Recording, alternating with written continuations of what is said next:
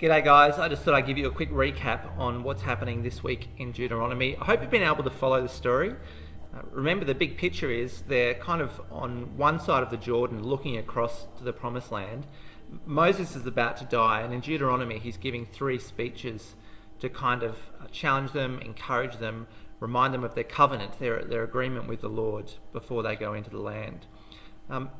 In chapter 9, we're in a pretty serious part of Deuteronomy where Moses wants to explain that sin is a big problem and it's going to need to be kind of ongoingly managed in a sense.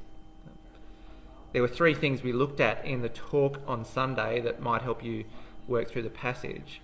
The first is they need to realise that all of it is God's work, because there is a risk once they get into the land, they'll think it was because of their righteousness, some kind of divine reward. They do understand that God has done the work because they know they couldn't have won the battles against the Anakites without God. But the risk is they'll think it was because they're good.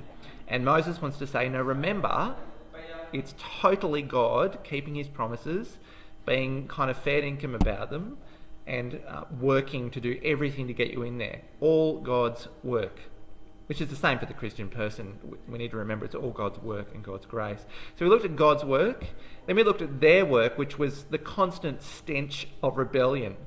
The golden calf episode is played out over a long period in this chapter to show them how awful it was that while God was on the mountain giving the 10 Commandments, explaining the blessing that was going to come through all that, they were down making a statue out of their jewellery and falling in love with it.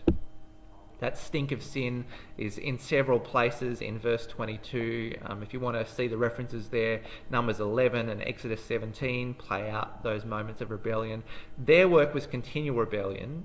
God's work was continual kind of grace.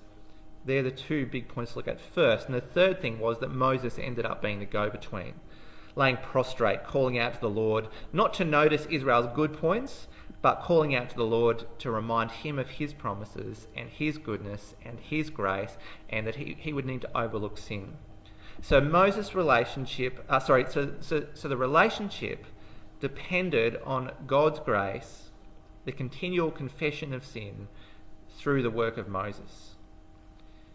And for us, our relationship with God depends on God's grace by the continual confession of sin through the Lord Jesus Christ. And the challenge for us is whether we live a life of confession, confessing sins in particular to God and to each other, seeking the forgiveness of God, the forgiveness of each other, and the support of each other to run from the smell of sin by the power of God's love through the Spirit, to enjoy and delight in the God who loves us.